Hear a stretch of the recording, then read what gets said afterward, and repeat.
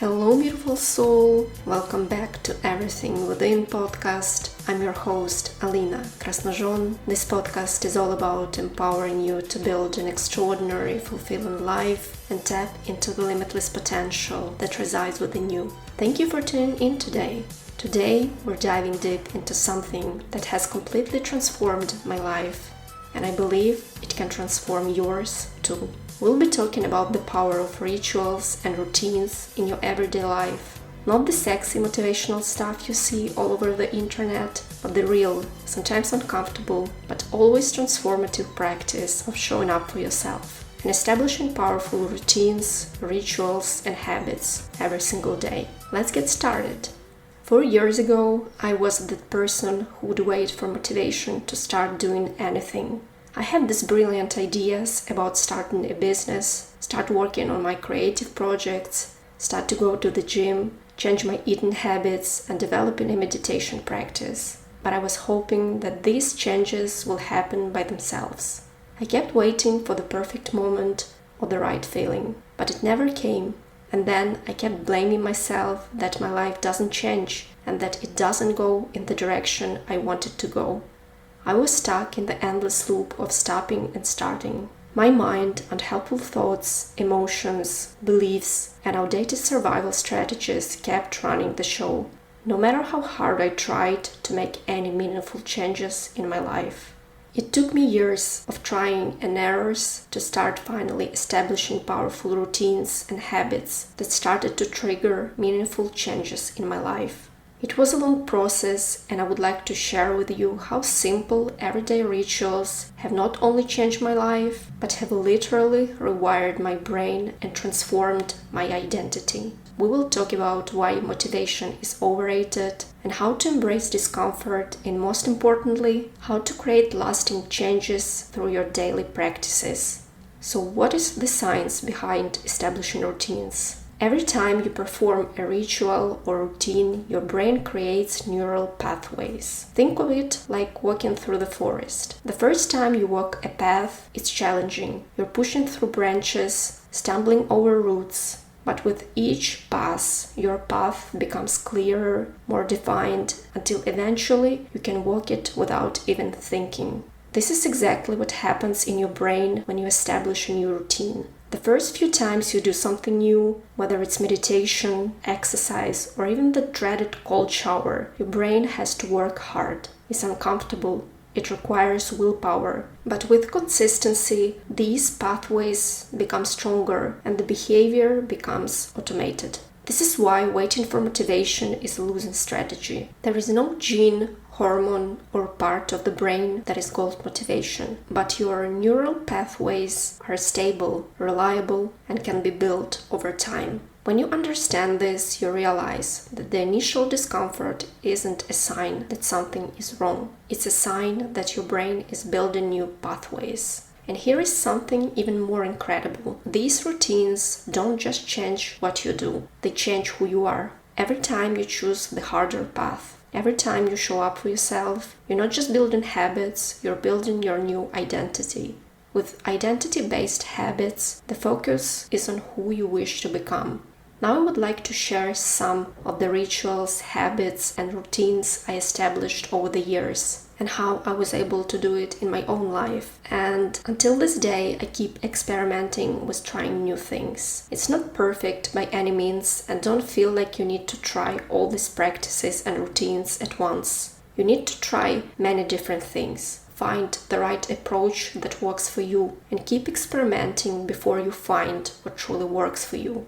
You also want to check the list of your values to make sure that the habits and routines you try to build are aligned with your values, and that motivation for establishing them is internal and genuine. Because I can tell you from my own experience that if you just try to do it for external validation, out of obligation, you will never succeed and will be stuck in the endless loop of starting and stopping. The very first thing I have always been interested in since I was a teenager is sport. I tried a lot of different workouts. It was hard to stay consistent as I was very busy with school and work. and I felt exhausted all the time. In addition to this, I couldn't afford to go to the gym, and working out at home wasn't an option for me, as I was living in one room with my parents. So for more than 10 years, I was starting and stopping working out without any results. I guess that back then sport wasn't really a priority for me,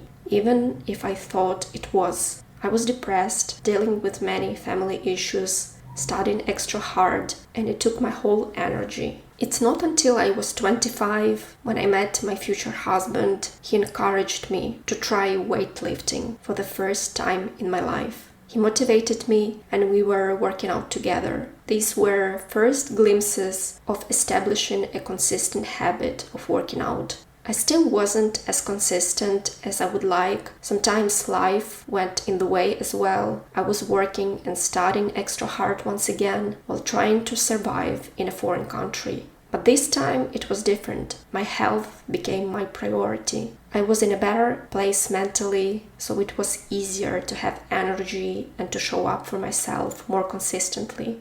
When pandemic hit, I stopped working out again for several months, but this time I found something else. I discovered yoga, so I started doing yoga daily during the pandemic at home, and it felt amazing. And only for the past 4 years I found balance in sport that works for me. Sport became a non-negotiable part of my life, my value and my priority, and a part of my identity.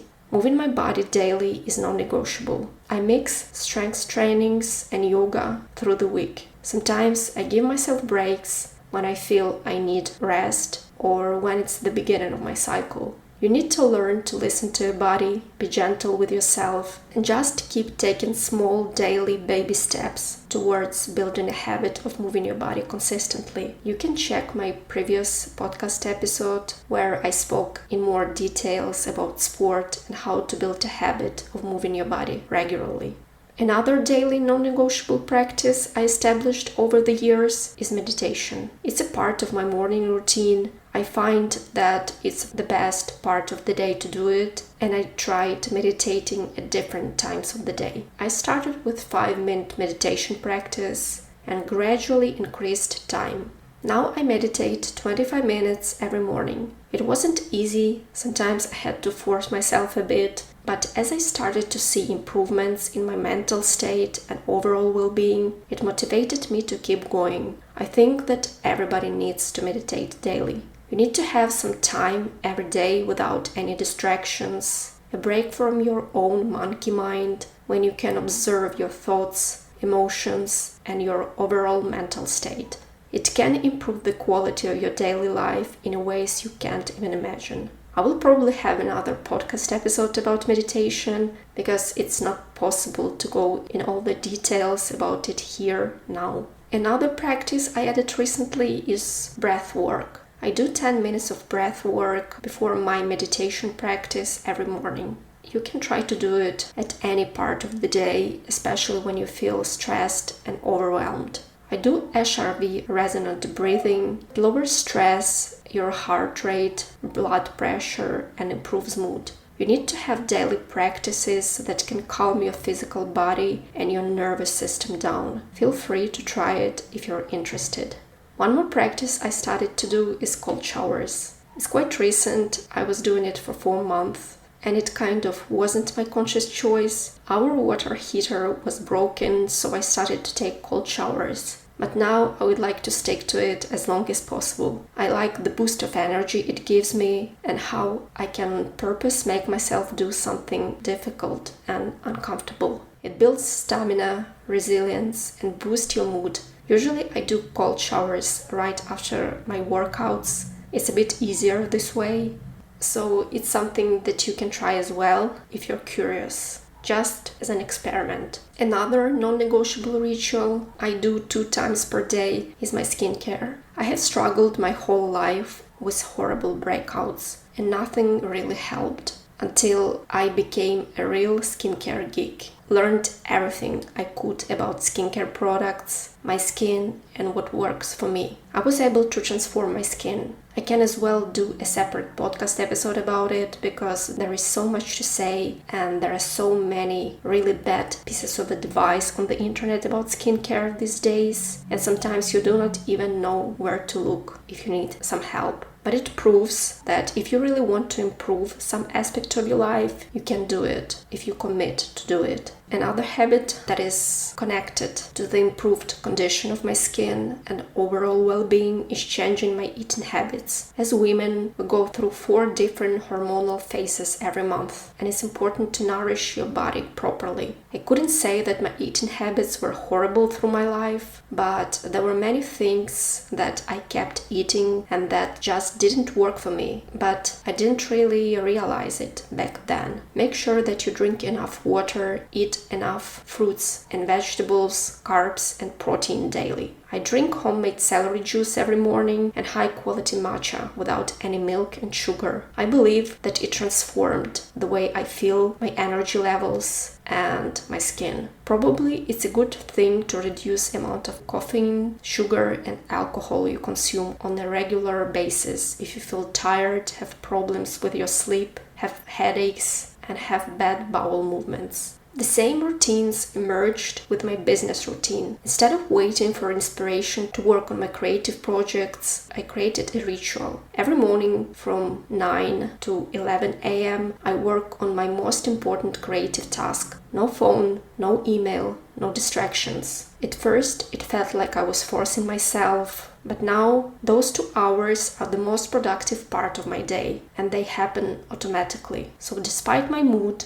weather, outside circumstances, I engage with my creative projects daily because it's very important for me. So if you keep pushing away your creative projects, you probably need to rethink your priorities. You can also create nice self-care routines. Maybe you can make a fancy skincare routine from time to time, or a spa day when you can take a long showers with all your favorite products, or a bath. Carve some time to engage with your hobbies or things you love to do just for the sake of doing them. It can be anything that makes you feel good. Through all these experiences, I've identified 4 distinct stages of ritual transformation. Let me break them down for you. Stage 1, the resistance phase. This is where most people quit. Everything feels hard. Your brain is screaming for you to stop. Your old habits are fighting for survival. This phase typically lasts 1-2 weeks, and it's crucial to remember that discomfort here is normal, even necessary. Stage 2, the conscious effort phase. The acute resistance has passed, but you still need to deliberately think about showing up. You're building those neural pathways. Don't forget, this might last 2-4 weeks. It's like learning to drive. You still think about every move, but it's getting easier every time you show up for yourself. Stage 3, the automatic phase. This is where the magic happens. You find yourself doing the ritual without much mental effort. The pathway is clear. You might even feel strange if you don't do it. This usually kicks in around 2-month mark. Stage 4, the identity phase. This is the ultimate goal. The ritual is now a part of who you are. You're no longer someone trying to meditate. You're a meditator. You're not trying to be healthy. You are healthy. Your actions flow from your identity, and it's something that you eventually is striving for. The real reason you fail to stick with habits and routines is that your self-image gets in the way. This is why you can get too attached to one version of your identity. Progress requires unlearning. Becoming the best version of yourself requires you to continuously edit your beliefs and expand your identity. Now let's talk about how you can start building your own transformative rituals. The key is to start small, but be absolutely consistent. Choose your anchor moment. Pick a specific time or existing habit to anchor your new ritual to. For example, I meditate and do breath work right after my breakfast and move my body during lunch hours. Your brain loves certainty, and be specific about when this ritual will happen. Start ridiculously small. Want to meditate? Start with 5 minutes. Want to exercise? Start with 20 minutes workout. The goal isn't to transform overnight, but to establish a neural pathway of showing up. Create a sacred space, whether it's a corner of your room for meditation or laying out your workout clothes the night before. Make it easy to begin. Environment shapes behavior more than willpower ever will. Track your progress. Use a simple habit tracker. Put a check marks on your calendar every day you complete your ritual. The visual proof of your consistency becomes motivating. Accept imperfect performance. The goal isn't perfection, it's showing up. Some days your meditation will be distracted. Some days your workout will be shorter, and that's okay. The ritual of showing up is what matters, not the end result. Now let's address the elephant in the room, the common challenges that come up when building rituals. I don't have time. This is usually not about time, but about priorities. Start with 5 minutes. Everyone has 5 minutes. As the ritual becomes valuable, you will find more time. Try habit stacking. Attach your new ritual to something you already do. Brush your teeth, do 1 minute of breathing right after. Drink morning coffee, use those few minutes for gratitude practices, for example. I keep getting disturbed. Life happens. The key is to have a minimum viable version of your ritual. Can do 30 minutes of yoga, do 5 minutes of stretching. Can meditate for 20 minutes, do 3 deep breaths. The important thing is show up, even if you can't do your ritual perfectly. I'm too tired. This often happens because we're trying to force our rituals at the wrong time. Are you really going to exercise after a long workday? Be honest with yourself. If you're not a morning person, don't schedule important rituals for 5 a.m. Work with your energy patterns, not against them. Another common struggle, I keep forgetting. Use external reminders until the habit forms. Set alarms, use sticky notes, put rubber bands around your wrists, whatever it takes. But here is the key. Put the reminder where the habit happens. Wanting to meditate in the morning? Put your meditation cushion on your phone the night before. You literally can't start your day without encountering it. I'm not seeing results. This is the patience challenge. We live in a world of instant gratification, but real change takes time. Start tracking your progress differently. Instead of looking for external results, notice the small wins. How does it feel to show up for yourself? How has your relationships with the discomfort changed? Are you sleeping better, more focused? These stable changes often precede the bigger transformations. I missed a day. Missing one day doesn't break a ritual. Breaking the promise to return does. Never miss twice. Pick yourself up the next day, even if you don't feel like it, and show up for yourself anyway. This simple rule has saved my practices countless times. Another common challenge, it feels forced or inauthentic. Sometimes we try to force ourselves into rituals that don't align with who we are. If running feels like punishment, maybe swimming or dancing is your thing. If sitting meditation drives you crazy, try walking meditation. The best ritual is the one that you actually do. Experiment until you find what resonates. When we talk about the power of rituals, we can learn so much from Japanese culture, where daily practices aren't just tasks to check off, they're opportunities for mindfulness and growth. There are two concepts that completely transformed my approach to rituals. The first one is called Kaizen,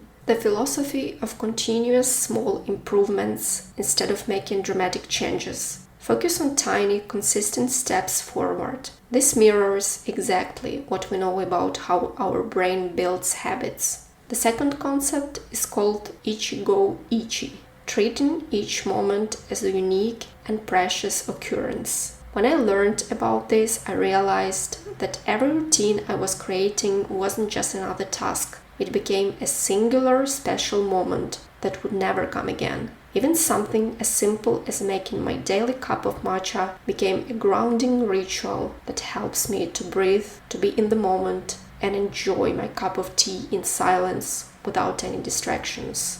What I love most about the Japanese principles is how they show us that rituals doesn't need to be complex or time-consuming to be meaningful. Even the simplest actions, when performed with awareness and intention, become powerful tools for transformation. This is where everything comes together. Every time you show up for your ritual, you're casting a vote for the person you want to become. It's not about the individual push-up or meditation session. It's about becoming someone who doesn't skip workouts, who maintains the peace of mind. You're changing your identity. I remember the moment I realized this transformation had happened for me. Even when I'm far from home, I eat as healthy as I can. I meditate. I try to go to the gym, even if I know that I will be away from home for a long time. I don't even think about it. I just do it. It's not thanks to my willpower or motivation. It is just who I have become. This is the real power of rituals. They shape your identity at a fundamental level.